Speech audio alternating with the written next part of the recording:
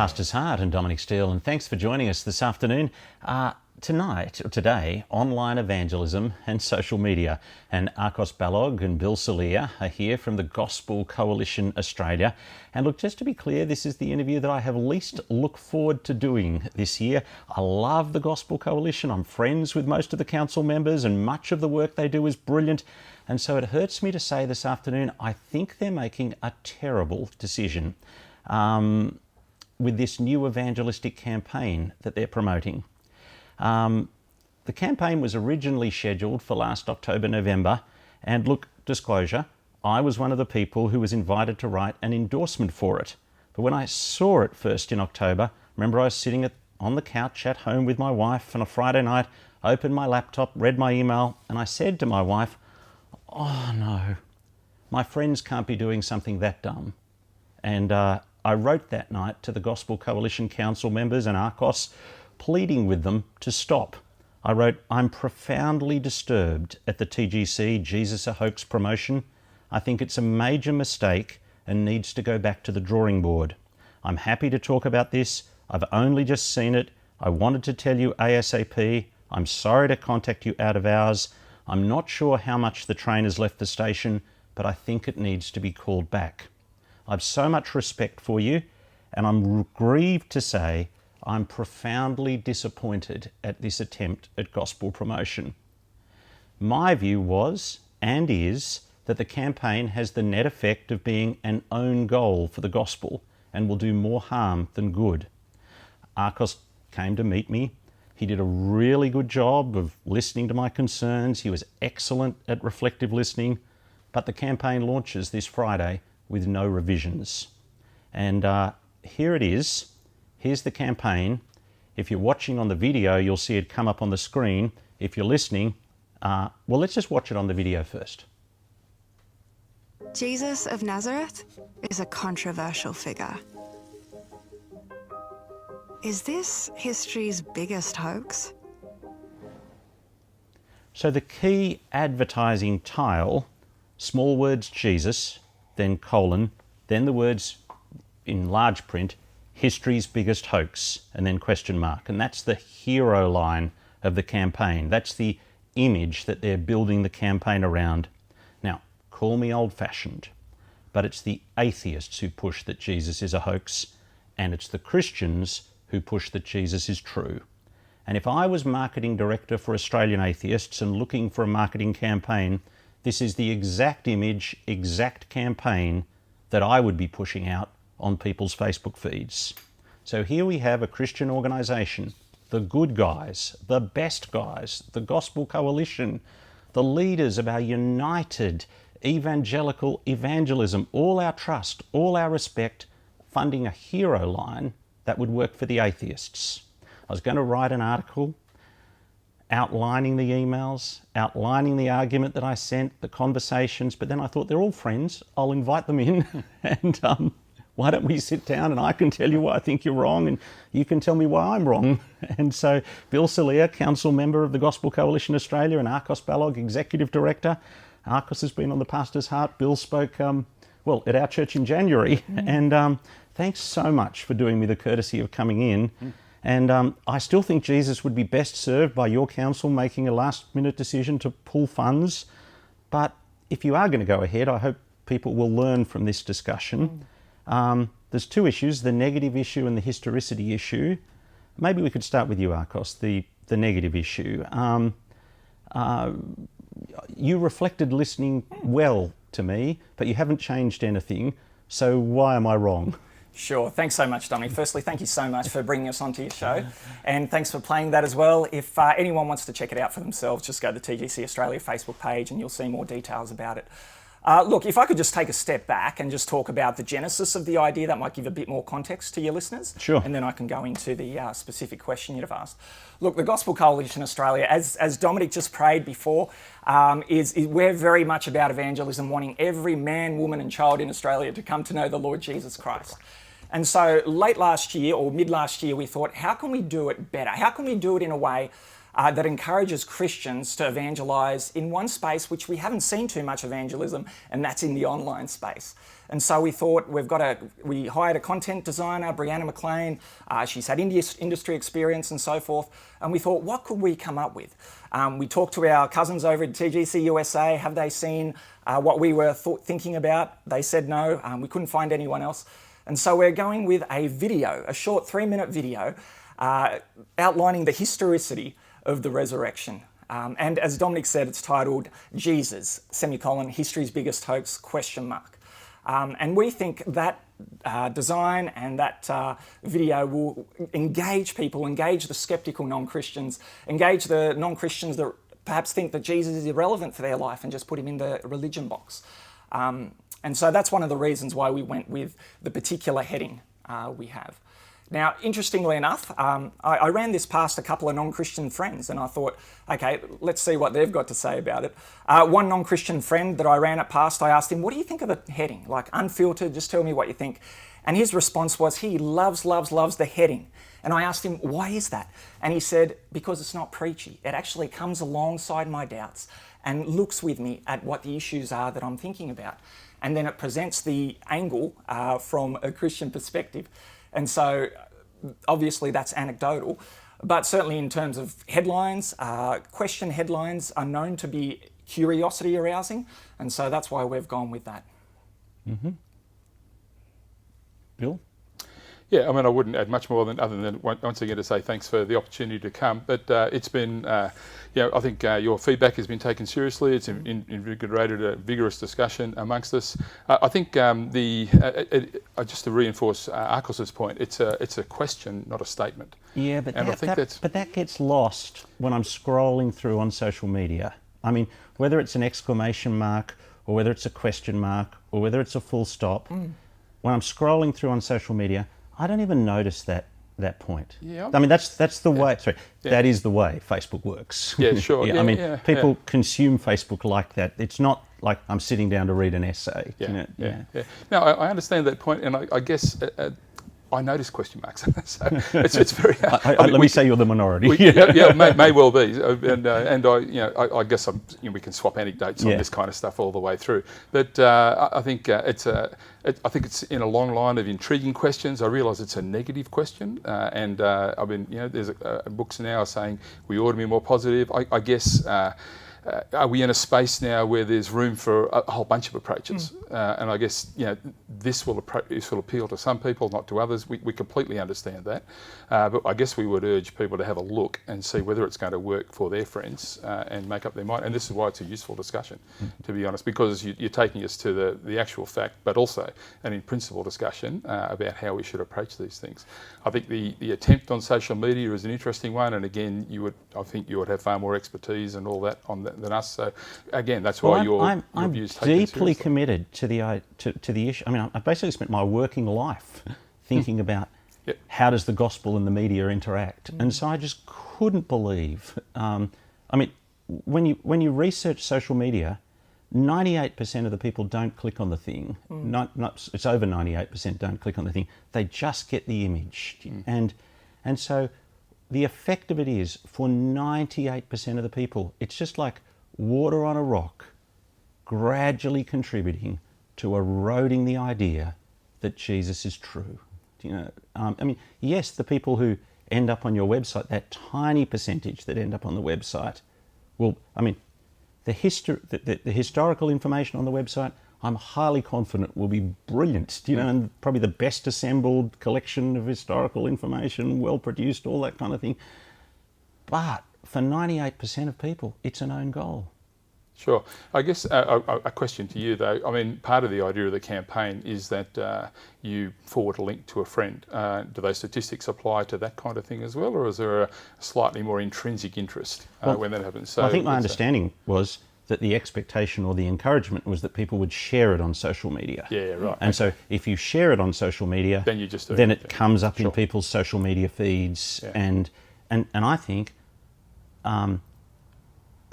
that's not what I want for my non-Christian friends, to have the water on a rock erode. I mean, if you had a positive statement, I want to share a positive statement about Jesus, but I don't want to share the month before Christmas a statement that undermines people's confidence in the resurrection. Yeah. Yeah, it's interesting. I mean, the question is, how much of an impact does a question mark make? And so social media companies like Copy, Blogger, ProBlogger, a number of other different social media companies actually say if you want a headline that gets click-throughs in terms of generates interest, then you're absolutely right. I mean, some stats say, yeah, as you say, only 2% click-through, others say, 20% click-through, whatever it is, but it's the minority. Well, the social media marketer that I spoke to in preparation for today said under 2%. Sure. Is So it's the industry average. It's the tiny minority. Absolutely. Yeah. So it's not so much about the click-through, it's about what do people see. And so the headline copywriters will say that actually a question is a valid and legitimate way of going about it. And so that's why we at TGCA spoke to other marketers that you recommended as well, and they were confident that this won't do any negative. I don't know that they were confident. Well, certainly the one you point us to, we've had a friend that we spoke to in publicity and they thought, yeah, it should be fine, it won't do any damage at all. The question is, in people's minds, is how effective will it be? And so I guess the question can be answered by, let's launch it, let's get it out there, let's make it happen. Well, let's think negative campaigns for a minute. I think disaster. I'm prepared to acknowledge that sometimes they can work. So we've got, Gossip Girl ran a campaign where they took scandalised reviews of parents, and that made teenagers want to watch the show. Volkswagen Beetle had it's small and then had a really big NFL player and couldn't fit in, Harley Davidson, completely irresponsible, and advertised riding that motorbike, completely irresponsible. But I can't, so yes, there's a premise that in some context making the small concession can win a hearing, but I can't see it working in the gospel context. I haven't seen it work in any forum in the gospel context. Can you cite another forum where you've thought, well, that's really worked? Well, certainly in terms of headlines, we often use headlines of the Gospel Coalition Australia to arouse interest, generate interest from both Christians and non-Christians. And often we see that actually works. People get curious, they click on the link, they comment. Curiosity is something that drives us. So a bait and switch. Well, not a bait and switch. So I guess when it comes to headlines, for the sake of your listeners, when you're writing a headline, you want to make it not the bait and switch. You don't want to go down that far. But at the same time, you want to make it appealing. You want to make it curiosity inducing. You don't want to make it boring, because at that point, less than 2%. I'm not arguing for boring. Yeah. No, I know that. So you're trying to get the middle ground. What will generate the curiosity and get people to click on the link? And at the same time, be completely honest, which we think it is. The Gospel Coalition Council has had a discussion about this. We've talked to marketing friends of yours. So would any of your council members, because the one I spoke to said he wouldn't, put this as a banner outside their church?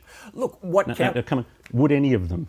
Yeah. I think there'd be a number of them that would be quite happy, depending on where they were. But can I just say, social media is a different beast. Let's invite, I'm sure some of them are watching. Sure. Let's invite them to write in the comments. Let's invite them to do that, because I actually think that would be stupid. There's no way, we've got a very prominent street corner here. Yep. There is no way that we would put Jesus, history or hoax, history's biggest hoax, outside the corner here. Our people would shoot me for it, and the Lord Jesus would think I'd let him down. I'd have shot him in the foot. You wouldn't do it if you were a pastor, would you, Bill?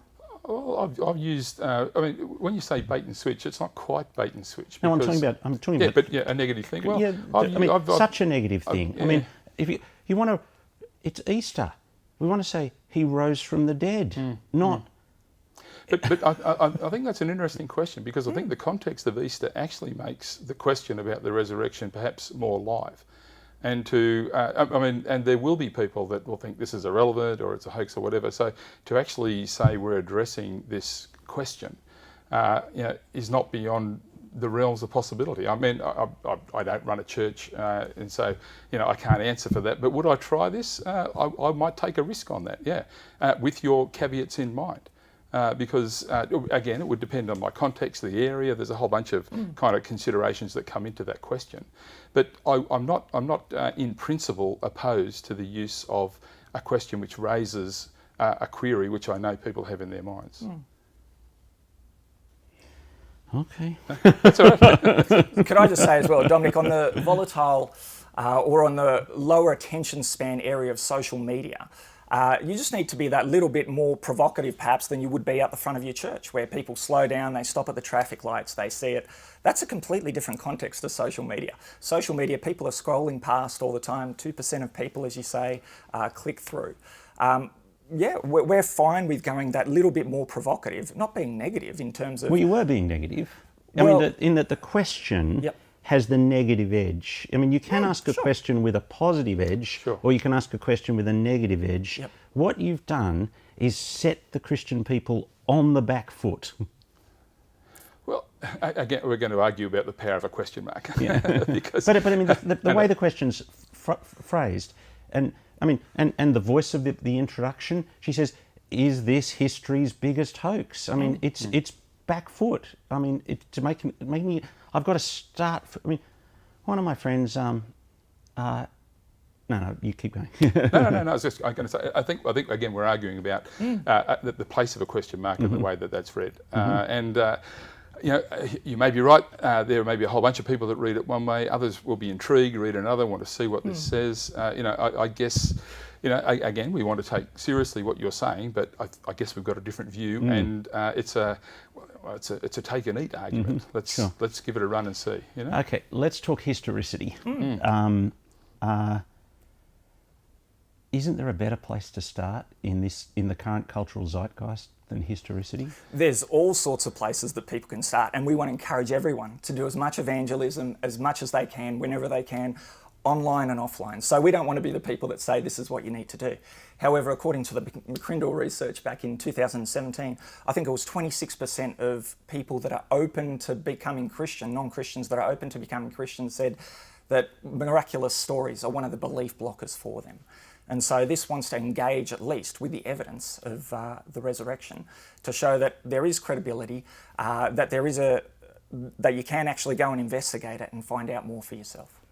I asked our evangelism director on Sunday night and our leader of Introducing God how many questions they'd had on historicity.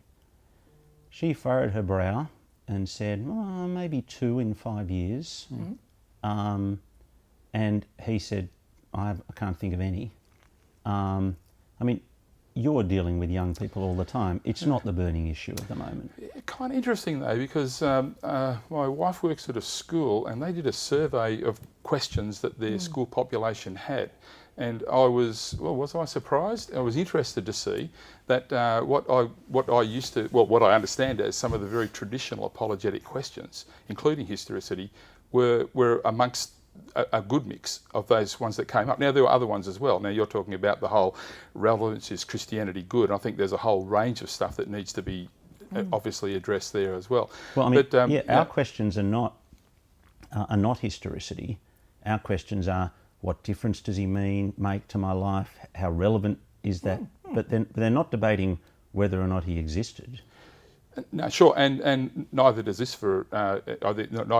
this doesn't debate whether he existed or not. This debates a very central kind of fact, the resurrection, which I think we'd want to say, if you're going to go anywhere, death on the cross and the resurrection as events that actually happened are there.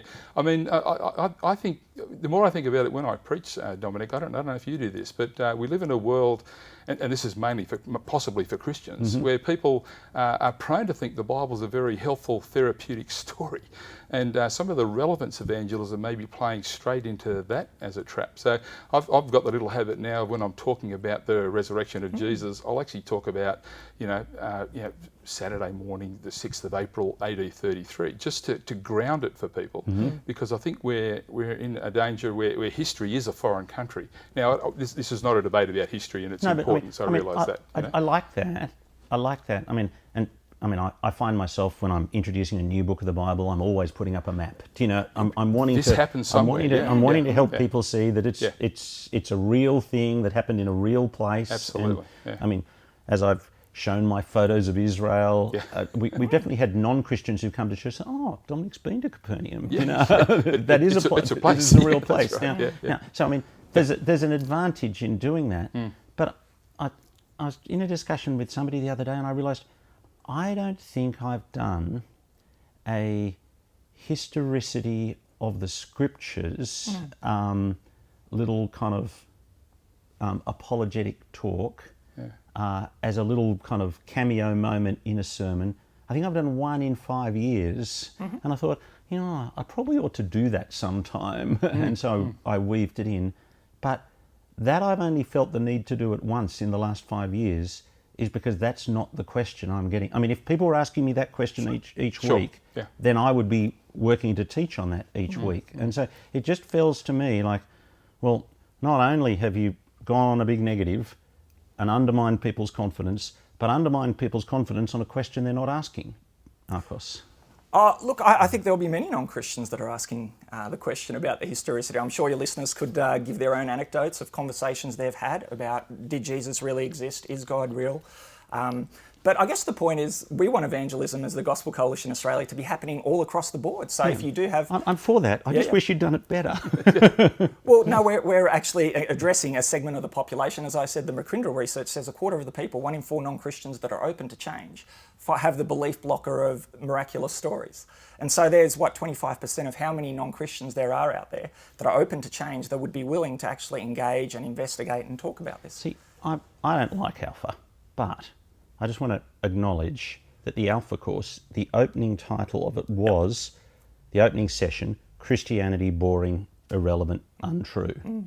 And they've changed it to Jesus more to life, or is there more to life? And so they've moved it from the negative and they've moved it from the debate about the historicity to the relevance. The relevance question, actually, I think that's smart, you know. And at the same time, you guys have gone in the opposite direction. Look, sorry. No. I was going to say, that's. I mean, you're also talking about the starting point to a course. I'm not familiar with Alpha, so I'm assuming it covers a whole range of stuff. This is a kind of a one shot, and you may be saying, well, you've blown your one shot. Well, for 98%. Well, and again, statistics, who knows? But I guess we're saying here's a shot. By all means, have a look at it, see if it's going to work for your people, and take on board this conversation exactly, but at least have a look and see the whole presentation, and and don't just ignore it on the basis of a title. Though a title's really important, and I get your point with social media. We could have gone and looked at the website, but only 2% of the people will get there. It's the 98% that I'm most worried about. Look, we've looked at the social media marketing companies, we've talked to the marketer, the council has met, the Richard Chins, Gary Millers, Bill Saliers of the world. We're confident, and we want to say to your listeners that we're confident that it's a good... You guys, there's so many of you guys who've got PhDs on every aspect of the Bible. You're the cleverest guys in the world in the Bible, but you're not the guys I'd go to for social media advice. And no one's asking me to go to. I hope no one goes to me for social media advice. But that's, I think, as Arcos pointed out, we have cast the net quite broadly in terms of younger pastors who are in tune with social media, and they've been. Some of the criticisms come back exactly like you said, and we're weighing all that, and on balance, we're saying, let's give it a shot. How will it work? How will it happen that my friends get it come up in their feed? So this Friday night we have the launch, 7:30 on our TGC Australia Facebook page. It's about 25 minutes or so where we have a detail about who made it, in terms of we had a professional animator making it. They talk about their process. We have Murray Smith, for example, New Testament lecturer at Christ College, talking about the historicity of Jesus. And then we have, I think, Brianna talking about how it's meant to be used. So very simple. It's just a case of sharing it on your social media feed and seeing what God does with it. So you're not going to put money into it to advertise it to the people who are fans of Gospel Coalition Australia? Yeah, no, thank you. The idea is to actually, for Christians to share it on their own personal feeds. We don't want this to go out from Gospel Coalition Australia per se to random non-Christians. We want our Christian audience to share it so that their non-Christian friends online see it and start a conversation with them. So, I mean, that's very helpful because if you were going to put money into it on the Gospel Coalition Australia page to go to the friends of people who've liked the page, then I would go and unlike the page because I don't want my non-Christian friends to see it. Yeah, but since you're saying it's my choice whether it or not I share it to them. Oh, absolutely. Yeah. I think you were seeing it as a resource, right? And part of the Gospel Coalition is to try and resource Christians. It's a we're not saying this is the way you should do it, but here's an opportunity. Here's a resource. Here's something that might work for you. As a lot of the Gospel Coalition stuff is, to be honest, it's resources that Christians may use to find helpful for their own faith or for sharing the faith with others. What are you going to do differently next time, Arcos? It depends how the campaign goes, Dominic. So my non-Christian friend, for example, said to me, Arcos, you've got to get it out of the Christian echo chamber. You know what? I'm going to share it on my own personal profile. So we don't know what God's going to do with it. But we are hoping that at the very least, your audience is made up of pastors and ministry leaders. We're hoping at the very least that congregation members from their congregations will share it. Non-Christians will see it, maybe move in terms of their doubts and beliefs around Jesus. And then when the invite comes to an Easter service, they'll be more open to going along to one of your listeners' Easter services. So in terms of next time, we'll see what God does with it, but we certainly hope and pray that many people come along to the launch and share it so we can actually see what effect it has. Mm-hmm. Bill? I mean, it does raise the question, I'm interested in your take on this, whether social media is even an appropriate platform. I mean, this really is an experiment in a new space. And again, I want you to be in the marketplace. I want you to be in the marketplace. Yeah. Given everything you've said about the 2%, would you be putting money into a social media campaign? Some of the trend now is towards hospitality, friendship evangelism, and so on. So I really think this is probably trying to break a little bit of new ground or see whether that ground is in fact infertile. Well, I want you to be in the marketplace. I want you to recognise that, really people just look at the very first the first 10 seconds, and so the first 10 seconds matters, and I mean, I watched this thing, the first 10 seconds just spreads doubts, and doesn't actually answer anything, I'm going to go the other way, because the first 10 seconds, and again, we're talking opinions and reactions right here.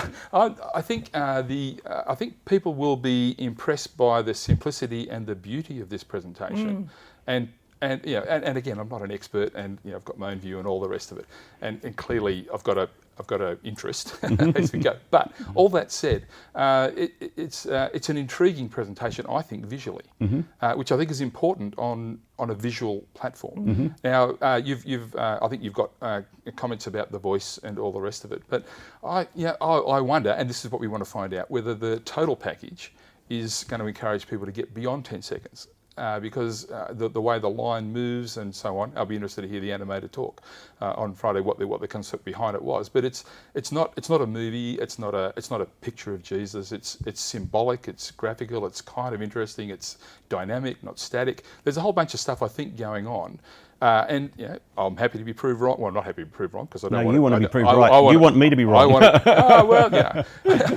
don't want to be proved wrong in this. But this is why I'm suggesting at least people have a look at the launch and make up their mind and not just. So just to say, I think it'll be fine. In terms of, I think if you get onto the website, you'll be amazed. You'll think that's brilliant. If you watch the video through and you're not particularly a social media person, you'll think, oh, that's a good little video. But it's the 98% who don't click, who have we erode again, drops of water on a rock. He's a hoax. He's a hoax. He's a hoax. Yeah, we disagree, Dominic. We think the question marks next to the hoax makes a very obvious difference, as do social media marketing companies. Questions are good headlines. Well, we'll wait and see. Well, we keep circling that mulberry bush. Come along Friday night, 7:30 p.m. Australian Eastern Daylight Time, TGC Australia Facebook page. My guests on The Pastor's Heart, Arcos Balogh and Bill Salier, and thanks very much for coming in. And we will be back next week, next Tuesday afternoon, and I hope you can join us then.